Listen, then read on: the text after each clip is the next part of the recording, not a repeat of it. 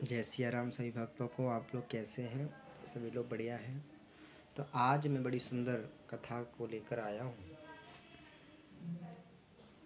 राजर्षि परीक्षित को सुखदेव जी महाराज आज कथा श्रवण कराने के लिए बैठे। तो आज महाराज सृष्टि का वर्णन बता रहे, चतुर्थ श्लोक की भागवत का व्याख्यान बता रहे हैं कि पाताल में तस्य दीपादमूलम् पठन्ति पाणिं प्रदेरसातलम्। पूरा विश्व प्रपंच पालित परमात्मा का रूप है, ये सोच करके चिंतन करें। राजर्षि परीक्षित से कहा कि चिंतन को बढ़ाओ और चिंता को मिटाओ। देखो, चिंता होती है संसार की और चिंतन होता है केवल परमात्मा का। अगर चिंता करोगे तो आपको बीमारी जरूर घेरेगी, अगर चिंतन करोगे तो भगवान के चरणों के प्रेमी हो जाओगे। इसलिए चिंता को मिटाओ और चिंतन को बढ़ाओ। तो आज महाराज इसके बाद श्री सुखदेव ने परमात्मा का चिंतन किया, उनका दिव्य स्तुति किया है। राजा ने कहा, भगवान सारी सृष्टि को परमात्मा कैसे बनाते हैं ये बताइए, और जो उपदेश आप मुझे सुना रहे हैं इसको आपने भागवत धर्म कहा है।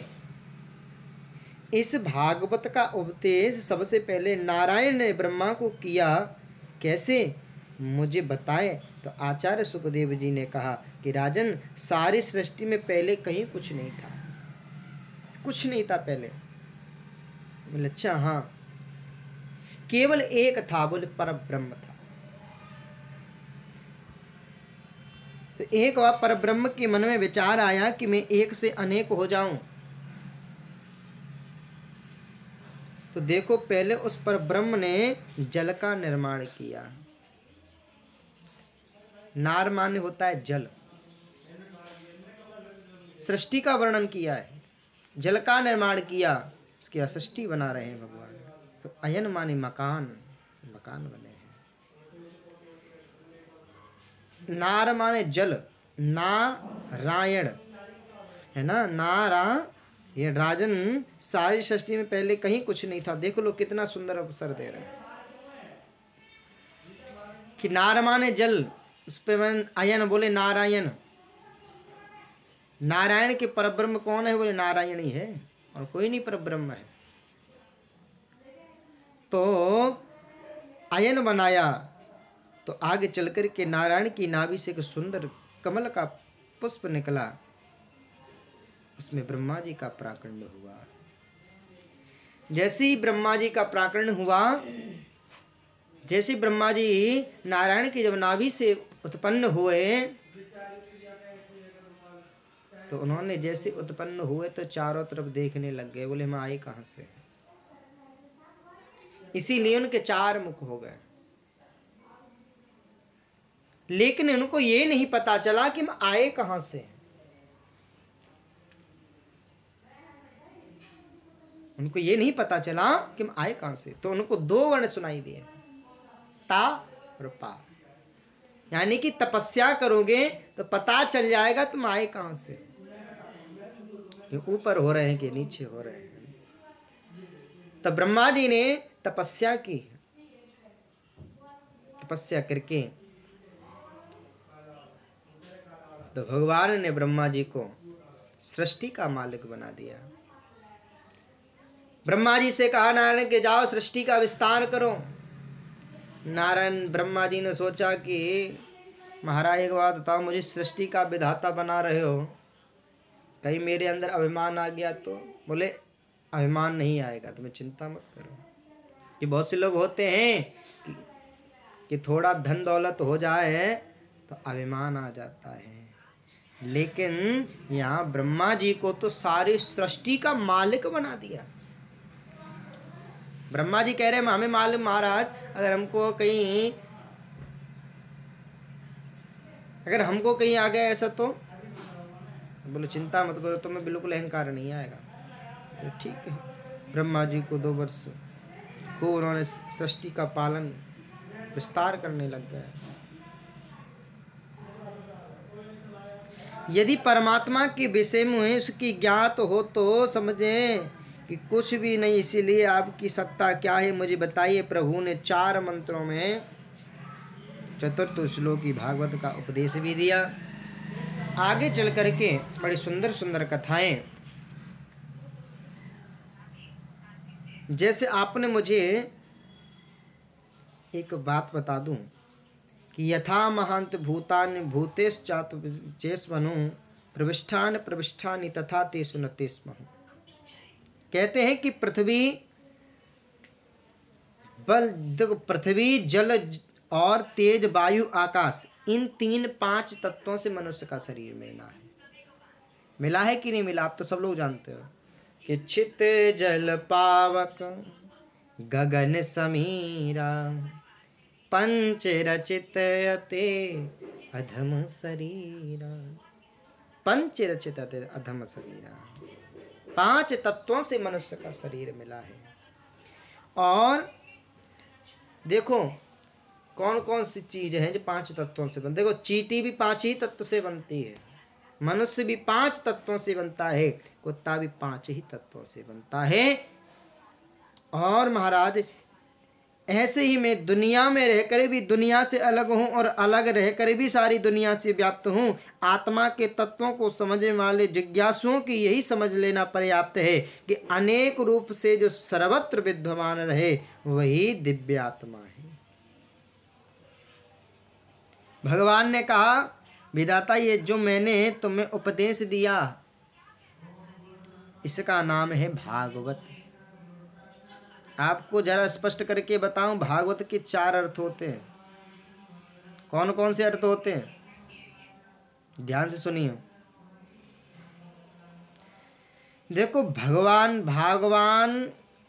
भागवत का अर्थ है कि भगवान का जो भगवान का हो जाए वो भागवत है, ठीक है ना। और भागवत भगवान के भक्त का नाम भागवत है और भगवान के निवास का नाम भागवत है और भागवत के उपदेश का नाम भागवत है। भगवान के प्रिय जनों का नाम भागवत है, इसलिए भगवान से जो संबंध जोड़ ले वो भागवत हो जाता है। एक बात बताओ परीक्षित, भगवान जल्दी किसको मिलते हैं ये बताइए। राजा बोले भगवान उसी को मिलते होंगे जो दिन में 5 बार स्नान करता हो। बोले अच्छा? बोले हाँ। बोले ऐसा नहीं, यदि 5 बार नहाने से भगवान मिलते हैं तो जिन कोल भीलों को राम जी ने गले से लगाया, ये कोल भील तो महाराज जाड़े के महीने में नहाते ही नहीं थे।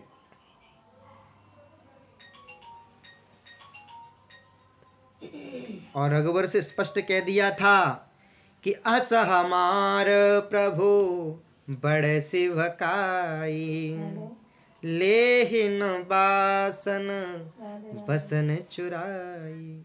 भगवान ये नहीं देखते कि आप कितनी बार स्नान करते हो। बोले भगवान उम्र तो देखते ही होंगे। बोले ध्रुव जी की उम्र क्या थी? है 5 वर्ष के बालक ध्रुव को भगवान मिल गए और भगवान उम्र नहीं देखता। बोले भगवान उम्र नहीं देखता तो डिग्री वगैरह कुछ तो देखता होगा, है? भगवान बोले भगवान तो उनको मिलते होंगे जो पढ़ा लिखा हो, विद्वान। बोले गजेंद्र का पढ़ा लिखा था? बताइए, नहीं पढ़ा लिखा था। गजेंद्र ने केवल गोविंद का नाम पुकारा, गोविंद ने प्राण रक्षा किया। भगवान केवल भाव को देखता है। भाव का भूखा हूं मैं, भाव एक सार है और भाव से भजता है मुझको तो भव से बेड़ा पार। केवल गोविंद भाव को देखता है। सज्जनों इतनी सुंदर कथा, लेकिन प्राण रक्षा कर दी। भगवान ये नहीं देखते आपके पास डिग्रियां कितनी, केवल भाव देखते हैं। परीक्षित ने कहा तो एक तो देखते बिरादरी देखते होंगे। बोले विदुर जी विदरानी क्या ऊंची जाति की थी, है? विदुर जी तो दासी पुत्र थे, दासी के गर्भ से जन्म लेने वाले विदुर जी के घर में गोविंद ने केले के छिलके खाए हैं? बोले ऐसा क्यों? बोले देखो भगवान केवल भाव को देखता है, भगवान के पास में जाति कोई नहीं है। देखो सृष्टि पे जातियां, हम लोग कहते हैं कि हम ठाकुर हैं, हम क्षत्रिय, हम वैश्य, हम शूद्र, हम ये हैं, हम राजपूत हैं, हम ये ठिकाने भकाने, ये सब ये गलत है। जाति केवल हमने बनाई, भगवान ने कोई जाति नहीं बनाई। केवल जाति बनाने वाले केवल हम लोग हैं, भगवान ने नहीं बनाई प्यारे। इसीलिए आज महाराज बड़ी परीक्षित बोले कैसे भगवान मुझे विस्तार से बताइए। तो आधे सुखदेव जी ने परीक्षित से कहा है कि यदा तु राजा ससुतानुसाधुन पुष्णन धर्मन विनष्टि दृष्टि। इतनी सुंदर सुंदर लीलाएं करी है भगवान। तो आज हमारा बड़ी सुंदर कथा कि राजन यदा तु राजा सस्तानुसाधुन, राजन पांडवों के साथ कौरव जब अन्याय कर रहे थे, उन्हें लाक्षागृह में जलाने का जब षड्यंत्र क्रिया किया जा रहा था,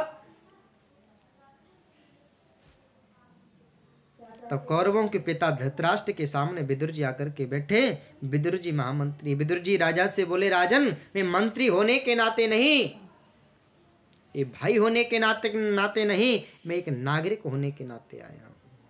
ये कर रहे हैं गलत कर रहे हैं। ये पांडव कोई कमजोर नहीं है, वे कोई साधारण नहीं है, केवल तुम्हारा आदर करते इसलिए कुछ नहीं कहते। शास्त्र कहते हैं कि एक नगर को नष्ट करने से अगर पूरा देश सुरक्षित रहता है, यानी ध्यान से सुनना, तो उस गांव को नष्ट कर देना चाहिए। अगर एक गांव को, अगर गांव में अगर एक व्यक्ति का घर को गंदगी ज्यादा फैला रहा है तो उसको विनष्ट करने से हमें वो नहीं कर देना चाहिए, शास्त्र कहता है। इसीलिए महाराज पूरा खानदान बच जाता है। उस व्यक्ति को छोड़ देना चाहिए। उसके घर में दुर्योधन, लेकिन उसके घर में दुर्योधन कलंक पैदा हुआ है, आपके परिवार को विनाश के कगार पर ले जाएगा। आपके साले शकुनी ने अपनी बुद्धि को विकृत बना दिया। बाहर की आंखें मारा देख खोल करके तो देखो। तो आपके जन्म से ही नहीं हे राजन, अंदर ही आंखों को शकुनी ने बर्बाद कर दिया है। दुर्योधन की बात मत मानो, पांडवों को लाक्षागृह से जलने से बचाओ। धृतराष्ट्र को कह रहे थे, ये दुर्योधन ने महल में प्रवेश किया, दासी पुत्र मेरी कृपा से तुम्हें मंत्री पद प्राप्त मिला और मेरे ही विरुद्ध मेरे पिता को तुम भड़का, तो निकल जाओ यहाँ से, आज के बाद यहाँ दिख मत जाना। महात्मा विदुर ने कहा बेटा तुम्हें कष्ट देने का मेरा कोई मतलब भी नहीं था, मैं निकल जाऊंगा। कदली के वन में सुंदर बड़कुटी बनाई और पत्नी के साथ में उस बड़कुटी में रहने लगे। बड़े सुंदर आनंद से रह रहे हैं महाराज। ओम नमो भगवते वासुदेवाय इस मंत्र का जाप करते हैं। विदुर जी मुस्कुराते हुए अपनी पत्नी के पास में आए। 12 वर्षों से जो उन्होंने अन्न नहीं खाया, केवल फलाहार लेकर के रहते हैं। अपनी दासी के पास आकर के बोले सुनती हो कि आज ये नगरी दुल्हन की तरह सज रही है। बोले क्यों? क्योंकि आज मेरे कन्हैया आ रहे, मेरा द्वारकाधीश आ रहा है। अच्छा, कृष्ण को बोले लेकिन कन्हैया तो आ रहे हैं, अच्छी बात है, लेकिन आजकल आपका मंत्री पद तो रहा नहीं, लेकिन कन्हैया के दर्शन कैसे करोगे? विदुर जी बोले मन को छोटा क्यों करते हो? हम कन्हैया, देखो कन्हैया अगर हमको नहीं देख पाएगा कोई बात नहीं, लेकिन हम तो कन्हैया को देख लेंगे। हम कन्हैया को देख करके अपना जीवन धन्य मानेंगे। दुर्योधन ने श्री कृष्ण के आगमन की खुशी में कपटपुर मंत्री जी को परिचय देने को बड़ी सजावट करवाई है महाराज। भीड़ में सबसे पीछे विदुर विदुरानी खड़े हैं, दीवार से सिर लगाए। प्रभु ने बरसने वाले फूलों को नहीं देखा, भगवान ने आरती को उतार रहे हैं भक्त लोग, किसी को नहीं देखा। एक दृष्टि जैसे ही विदुर जी की पर पड़ी, विदुर जी धन्य हो गए और कह रहे हैं, दासी देखो, विदुरानी देखो, सब कन्हैया मुझे देख रहे हैं। आंख नजरों से नजर मिल गई कन्हैया की, विदुर जी की। वो दृश्य देखो राजन, कितना सुंदर ये दृश्य है। अच्छा सुनो, तुम घर जाओ, कदली के खम्भ सजाओ। बड़ा सुंदर आनंद हुआ। दुर्योधन देख रहा है, हम तो इतना स्वागत कर रहे हैं, लेकिन ये कन्हैया पता नहीं किसे देख रहा है। एक विद्युत बड़ा मंच बना है, मंच पर सैकड़ों सिंहासन लगे हैं, सुवर्ण द्वारकाधीश विराजमान हो गए। विदुर जी का अपमान हो चुका है, इसलिए विदुर जी महाराज नीचे बैठे। दुर्योधन ने मेरे गोविंद का स्वागत किया। आओ कृष्ण, आपके पदार्पण से मैं धन्य हो गया। भगवान ने दुर्योधन से कहा, वैसे मैंने तुम्हें दुर्योधन नहीं कहा, क्योंकि तुम एकदम सुयोधन हो। बोले क्यों? एक बात मैं तुमसे पूछना चाहता हूं। बोले बात पूछो। पांडव तुम्हारे भाई हैं? बोले हाँ। तो तुम्हारे खास काका के बेटे हुए? बोले हाँ जी। तो तुम्हारे भाई हुए? बोले हाँ जी। तो आधे राज्य के अधिकारी हुए? बोले बिल्कुल नहीं। अच्छा? बोले हाँ। यदि नैतिक पद्धति से तुम देखो दुर्योधन, तो पांडवों को आधा राज मिलना चाहिए, लेकिन मैं तुम्हें पांडवों को राज देने से नहीं, केवल तुम 5 गांव दे दो, उसी से मैं उन्हें संतुष्ट कर दूंगा। बोले नहीं, ऐसे नहीं। बोले कैसे दोगे? बोले सूचग्रेव न दास्यामि बिना युद्धे न केशवा। मैं युद्ध के बिना एक पग भूमि में दान नहीं दूंगा। एक सुई की बराबर भी मैं बिना युद्ध की भूमि नहीं दे सकता। अच्छा, कन्हैया ने समझाया, अभी तुमने युद्ध की भविष्यता देखी नहीं है। कितने बच्चे अनाथ हो जाते हैं, कितनी माता विधवा हो जाती हैं। युद्ध कोई खेल समझ रखा है। समझाया। एक शांत बाल्यावस्था में पुस्तकों में पढ़ा होगा कि हजारों लोग कितने मर जाते हैं। एक शांति दूत के साथ कैसा व्यवहार करना चाहिए, तुम्हें इतना भी समझ नहीं। धृतराष्ट्र ने दुर्योधन का हाथ दबा दिया, पागल बोलना भी नहीं। दुर्योधन ने तुरंत हाथ जोड़ करके कहा, क्षमा करें कन्हैया, बचपन में उद्दंड रहा हूं, चलो भोजन कर लो, बहुत टाइम हो गया। कन्हैया ने बोले, नहीं, मेरे पेट में भूख नहीं, अभी नहीं, भोजन नहीं कर सकता। बोले क्यों? क्योंकि आज मेरा निमंत्रण विदुर जी के यहाँ। बोले विदुर जी के यहाँ? बोले हाँ। बोले विदुर जी तो ऊपर नहीं आए और आपका निमंत्रण कब दे दिया? बोले उन्होंने कहा था कि जब भी सबसे पहले अगर हस्तिनापुर में आओ तो सबसे पहले भोजन हमारे यहाँ करना। अच्छा, देखते हैं क्या भोजन कराते हैं। और पहली बात, मेरे पेट में भूख नहीं है। देखो, भोजन भी 2 परिस्थितियों में किया जाता है। या तो भोजन कराने वाले के मन में श्रद्धा हो, या भोजन करने वाले के पेट में भूख हो। तुम्हारे अंदर श्रद्धा नहीं, मेरे पेट में भूख नहीं है। विदुर जी जैसी इस बात को विदुर जी पहुंचे हैं, चौका लगाया, विदुर जी आज भगवान पहुंचे हैं, बड़ी सुंदर व्यवस्था लगाई।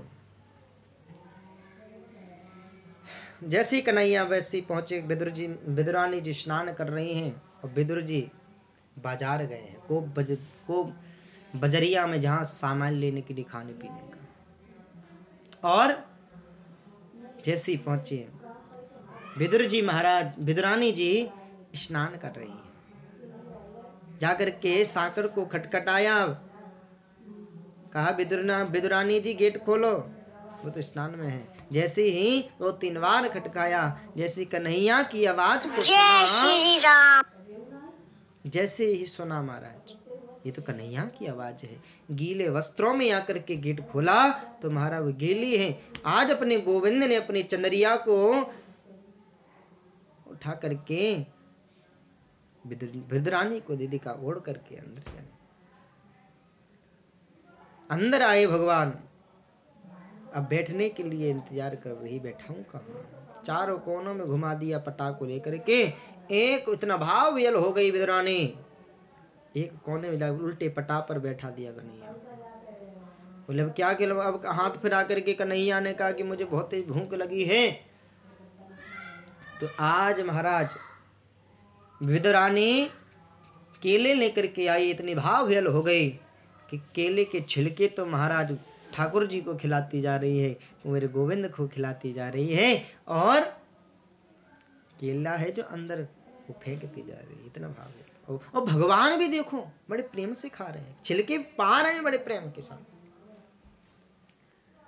इतने में ही बिदर जी आ गए। अरे देवी गेट खोलो। बोले आते हैं, रुक जाओ। बोले आज क्या बताएं बिदरानी जी, आज हमारा भरी सभा में कन्हैया ने मेरा इतना बड़ा आदर किया और कहा कि आज सबसे पहले भोजन मैं बिदुर जी की यहाँ करूं। मैंने तो कभी कहा भी नहीं। और तुम ऐसा करो, जल्दी चौका लगाओ, सब कुछ जल्दी तैयार करो। मैं सामान लेके आया हूँ, घी बूरा दूध दही सब, घी शक्कर मेवा ये सब बनाओ जल्दी फटाफट। बोले आने वाले हैं कि वो आ गए। क्या गए? हाँ। जैसी जब उन्होंने देखा, अरे ये क्या कर रही हो देवी, बताओ। ठाकुर जी देखो मेरे कन्हैया केले के छिलके खा रहे हैं और केला अंदर बाहर पड़ा है।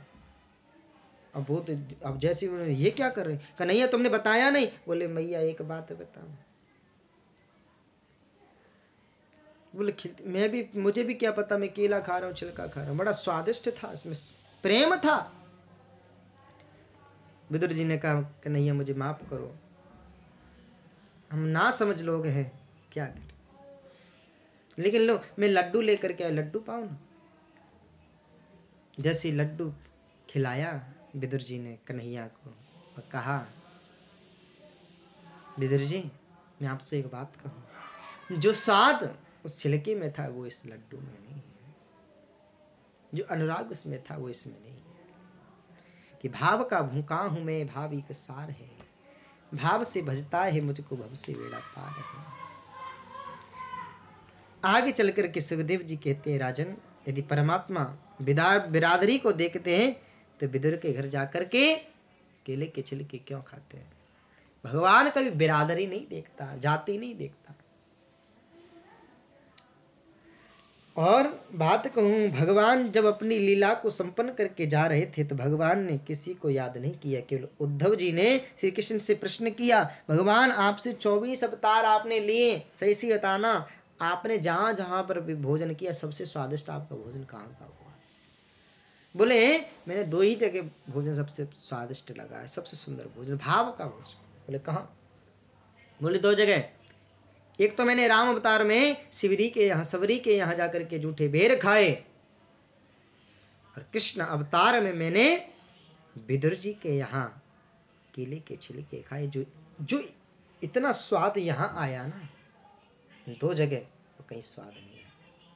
जो अनुराग जो प्रेम है भोजन में मिला हमें कहीं नहीं मिला। इस बात को सुनकर के उद्धव जी गदगद हो गए।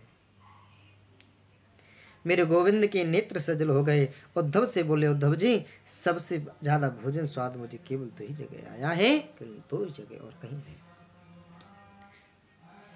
कहने का भाव बड़ा स्पष्ट है, परमात्मा भाव के भूखे हैं। देखो प्रभु ने उद्धव को कहा, आज मुझे बिदुर जी की बहुत याद आ रही है।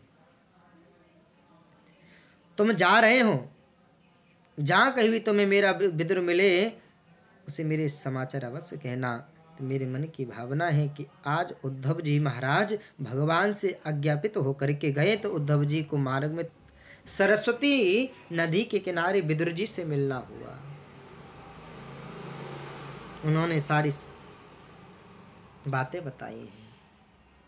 देखिए सबसे बड़ा भाग्यवान संसार में और कौन होगा, जिसकी याद स्वयं परमात्मा करता है।